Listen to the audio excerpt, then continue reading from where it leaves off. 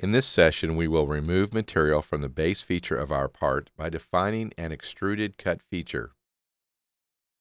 We'll start by clicking on the Extrude Tool icon,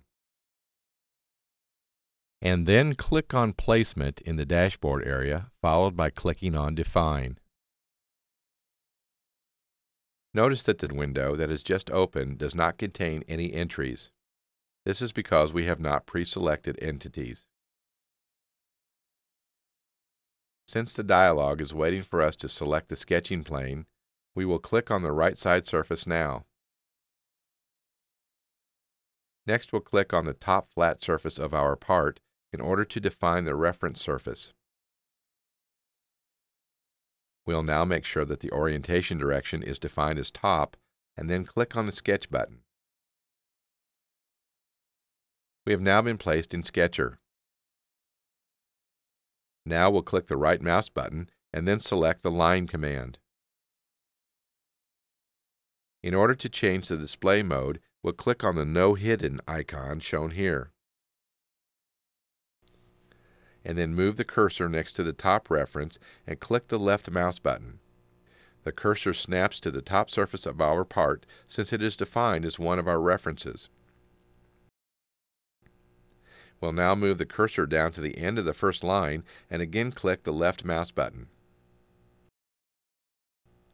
In order to stop the process of drawing lines, we'll now click the middle mouse button. The next entity that we need to create is an arc, so we'll click the right mouse button and select the 3-point tangent end option. Now we will left-click on the end of the line and then drag the cursor as shown here.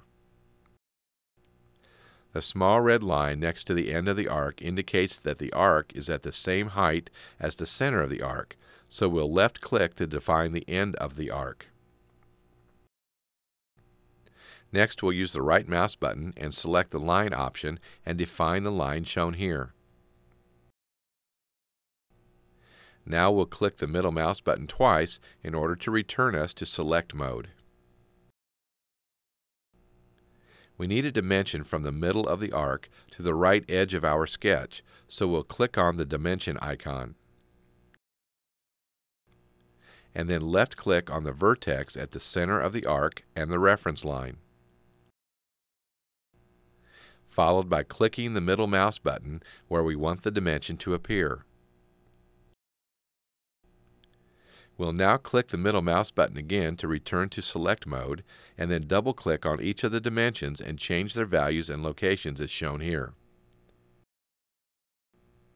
Our sketch is now complete, so we'll click on the check mark icon.